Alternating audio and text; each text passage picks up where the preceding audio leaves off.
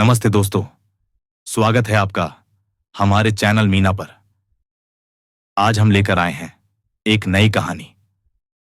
तो तैयार हो जाइए, क्योंकि यह कहानी आपके दिल को छू लेगी और आपको एक अलग ही दुनिया में ले जाएगी। चलिए शुरू करते हैं। गांव के बाहर एक पुराना कब्रिस्तान था। यह कब्रिस्तान वर्षों से वीरान था और यहां जाने की किसी की भी हिम्मत नहीं होती थी। लोग कहते थे कि रात में यहां आत्माएं भटकती हैं।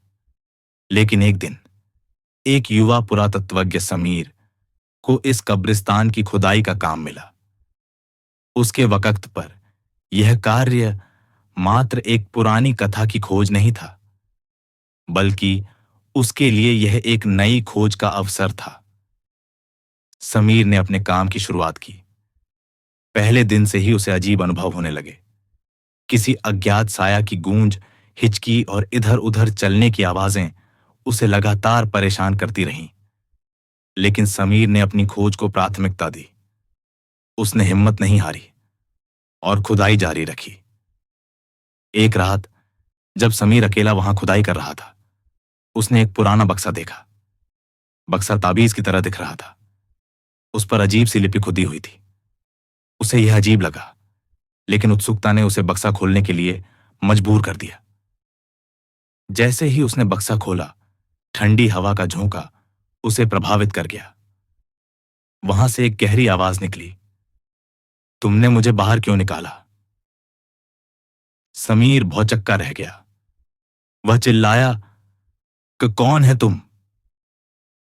आवाज फिर से सुनाई दी, मैं यहां आराम कर रहा था, अब तुमने मुझे पुनर्जीवित कर दिया है। समीर ने अपने चारों ओर नजर दौड़ाई, लेकिन वहां कोई नहीं था। अचानक उसे लगा जैसे धरती के नीचे से कोई खींच रहा है। वह बुरी तरह से डर गया और बक्सा बंद करके उसे दोबारा गड्ढे में डालने की कोशिश करने लगा। लेकिन उसके हाथों में जैसे कोई शक्ति नहीं थी। उस रात समीर को नींद नहीं आई। उसने सपने में देखा कि सभी मृत लोग उसके सामने खड़े थे और उन सब की आंखों में गुस्सा था। वे उसे बुला रहे थे, तुमने हमारी शांति को भंग किया है, अब तुम्हें हमारी जगह लेनी होगी। अगली सुबह जब समीर ने अपने दोस्त राकेश से इस बारे में बताया, तो राकेश ने हंसते हुए कहा, तू एक पुरातत्वज्ञ है या पागल? यह सब सिर्फ तिलिस्म है, कुछ नहीं। लेकिन अगर तू सचमुच डरता है तो तू अब और खुदाई मत कर। लेकिन समीर ने उसकी बात अनसुनी कर दी। उसने खुदाई करते वक्त एक और बक्सा पाया, जिसमें एक कट्टा था। कट्टे पर वही अजीब लिपि थी। जैसे ही उसने उसे छुआ, उसकी आंखों के सामने अंधेरा छा गया। उसे महसूस हुआ कि जमीन उसकी ओर खींच रही है। वह डर के मारे अपने घर भागा, पर अगले दिन उसका हाल और भी बुरा हो गया। उसने कई रातें बुरे सपनों में बिताईं और उसके मानसिक संतुलन की हालत खराब हो गई।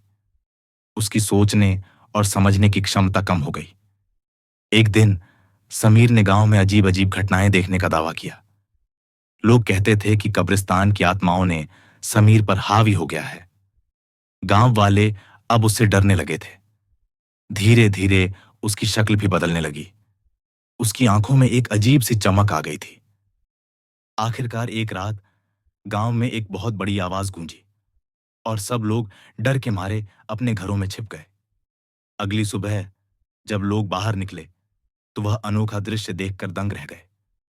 कब्रिस्तान अब पूरी तरह खुल चुका था और हर जगह हड्डियां बिखरी हुई थी। समीर अब वहां नहीं था। कई महीनों बाद गांव के लोग रात में उस कब्रिस्तान के पास से गुजरते हुए डरते थे। कहा जाता था कि जिन लोगों ने समीर को देखा, उन्होंने पाया कि उसकी आंखों में वही भयानक धुंधलापन था जो उन आत्माओं का था।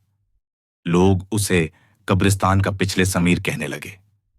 इस तरह समीर की कहानी केवल एक पुरातात्विक खुदाई की कहानी न रहकर एक खौफनाक चेतावनी बन गई कि अतीत को न छेड़ो, क्योंकि भूतकाल की आत्माएं कभी शांति नहीं पाती।